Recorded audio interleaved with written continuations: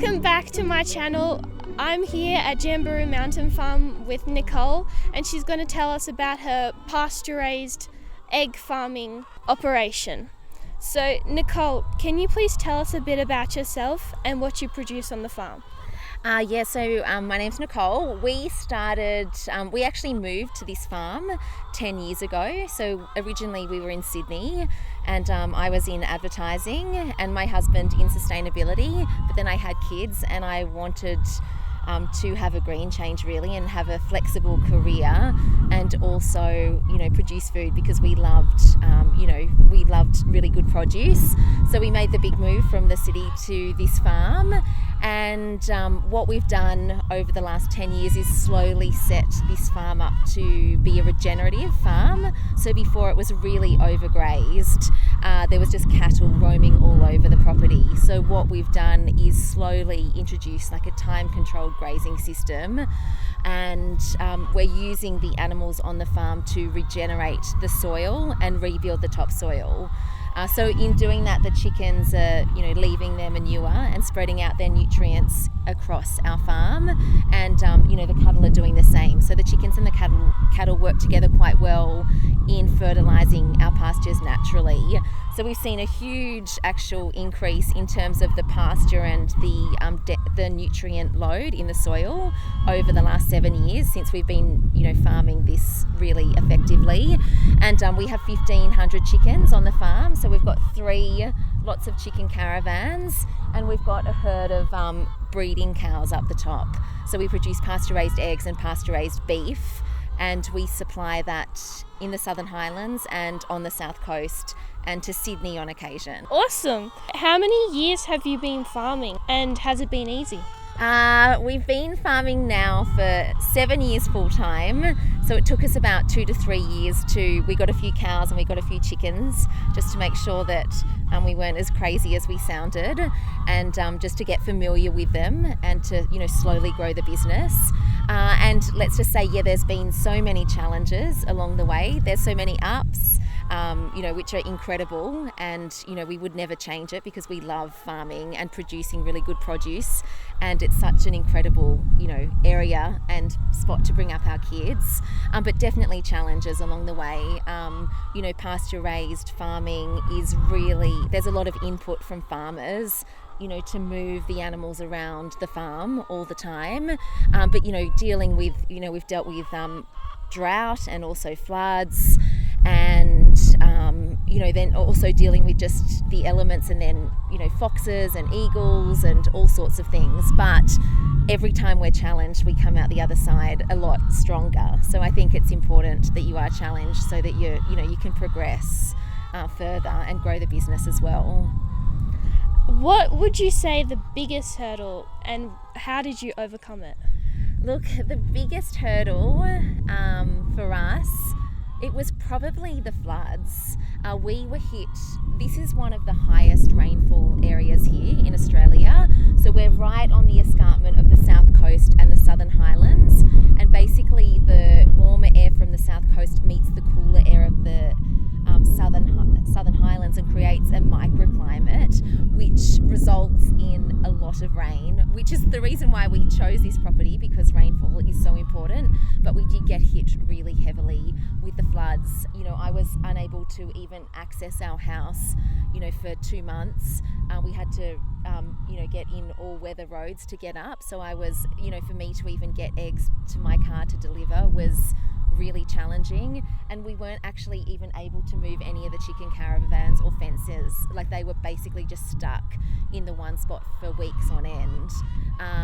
Sometimes I'd have to walk over to collect the eggs because my buggy would not even go through the flood waters. So that was probably the most challenging part of our journey, but we are now prepared because it is obviously a cycle, and the floods will return, as will the drought. So every time, we've just set up the farm so that we can actually access and move, everything that we need to be able to do, basically. Why pasture raised, and what makes it so special? Pasture raised, the reason that we chose pasture raised is because we wanted to create a regenerative farm. We wanted to rebuild the topsoil. The topsoil has just been depleted and washed away over the years, and that's from conventional farming and overgrazing. So basically on a lot of farms, the overgrazing and putting pesticides and fertilizers on the actual soil depletes the topsoil. So in 20 years, if we continue to do that, there'll be no soil for us to even grow anything. So our aim really with the chickens and the cows was to have them on the farm to rebuild the topsoil and put nutrients back into the soil, and then the produce, being the eggs and the beef, is really a byproduct. So a pretty good byproduct, but our main mission here is to improve the soil's health and rebuild topsoil so that there is a future, for our kids, and there is, a food source as well. So pasture raised and also pasture raised eggs and pasture raised beef, that is how chickens should be living, and it's how cows should be living. And the produce itself, so the beef and the eggs, are much more nutrient dense and they taste so much better, and they're just overall better for you as well. Terrific. So do you supplement your chickens with any grain, and if so, is it GMO free? Yeah. So we use a stock feed company, Vela, and they're a real high quality chicken feed producer. So we've got a big silo over there, and we do supplement because chickens need a certain level of protein in their diet. So they forage about 25 to 30% from the pasture, and that is natural protein. So they get bugs and grubs and leeches and whatever else they can find, but they actually do eat the grass as well. So you can see where they've been, and they slowly eat down their cell of grass. The rest of their diet is in these feeders here, and that it is GMO free, and it's all Australian sourced. But it's basically, yes, a mix of different grains and cereals that give that protein. But it's one of the best chicken feed companies in Australia. What do you do with your older chickens? With our older chickens, well, we have the chickens on the farm for 12 months. So we get them when they're 16 weeks of age, and then we move them on just after 12 months because their egg shell quality declines. Like the shells aren't as strong, so their chefs, they're just not restaurant quality eggs, but they still lay. We have a lady from Bargo, and she actually comes and takes all of the chickens and she rehomes them as backyard chickens. And then I also do, I'll put up on our local Facebook page and for families to come, and they'll take 4 or 5 at a time. So they all go out as backyard chickens. So because they'll still lay, great eggs for households, and everyone loves rescuing. Well, it's not rescue chickens because they're living a pretty good life here, but people like to rehome them. How do you worm your chickens? Do you use natural products like Chilli? Yeah, we do. We use natural products. So we put apple cider vinegar in their water, we put garlic cloves in, we use Chilli. We don't actually we don't worm them with anything external, basically. So everything we do here is natural, and that's the same with our cattle as well. So we follow biodynamic and organic practices here, even though we're not certified.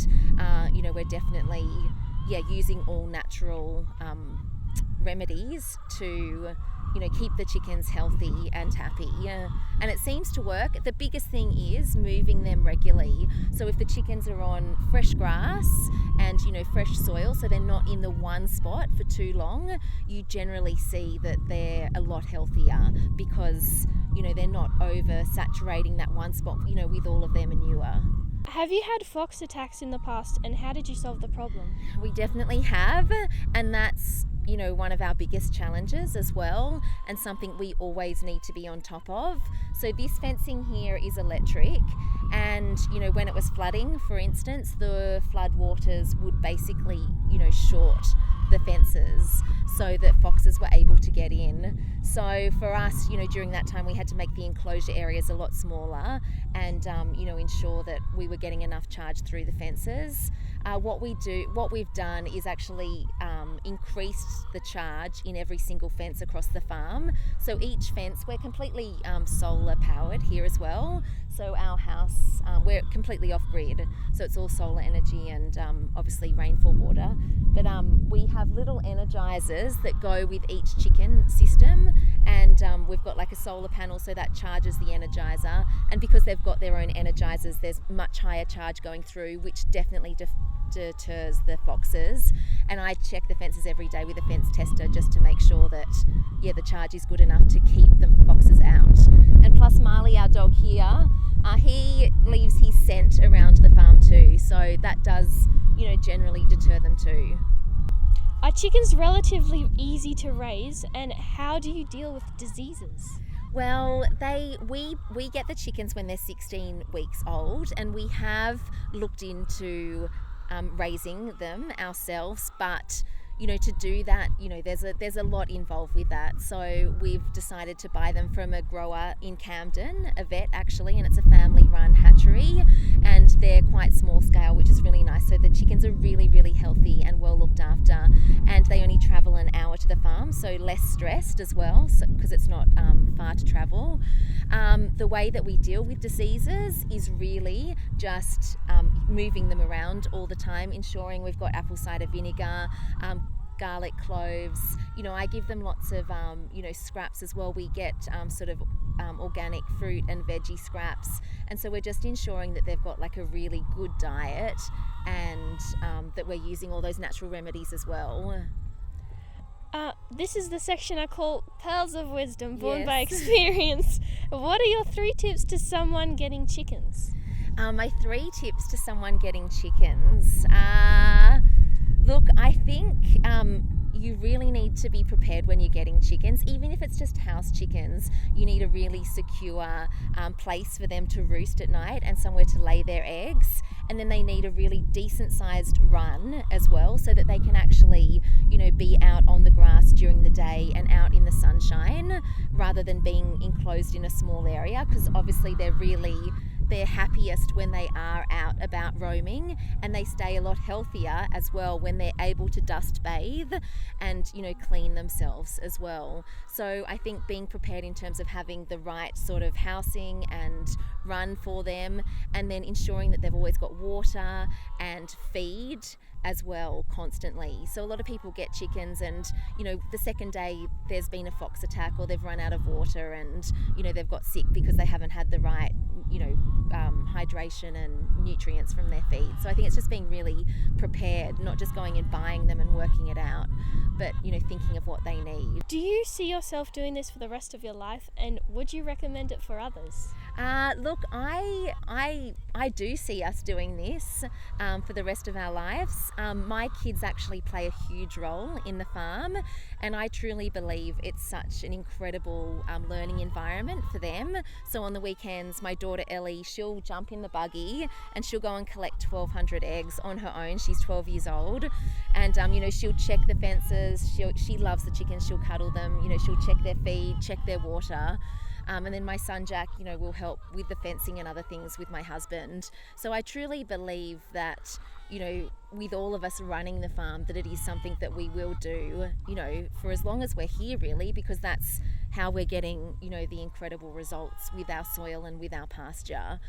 And I do recommend it. Look, we need so many more farmers doing what we're doing for us to have a future, especially, for the younger generation. We all need to be farming this way, because that's the only way that we will actually rebuild the topsoil. So what we're doing is really, helping our environment.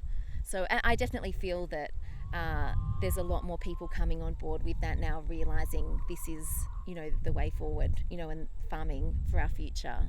People want to support farmers like you. Yes. How can they buy from you? Do you sell in markets or do you sell online? I sell because I've got 2 young kids and I drop them to school and pick them up, and we've got sporting events and swimming and so much going on before and after school. I chose to supply restaurants and I chose to supply retail outlets rather than markets, and it was just that if I was doing markets I'd have to be at markets from 3 till 7, and with 2 young kids and my husband off farm quite a lot, that didn't work for me. But I've been able to build an incredible base of retail outlets that sell my eggs. So I supply to INGs on the south coast, and then also supermarkets in the Southern Highlands, and then I have a number of restaurants and also hotels that buy our eggs. So customers can buy from retail outlets, and then they can also eat our eggs at some of the local restaurants, and I can't keep up with the demand, which is incredible. So we definitely have a huge support base of people that want to buy good produce and that love our eggs, which is amazing. Yeah. Terrific. Thank you for answering these questions. That's okay. Thank you. That's it. Thank you for watching my video, everyone. Don't forget to like, subscribe and share so I can get to that farm.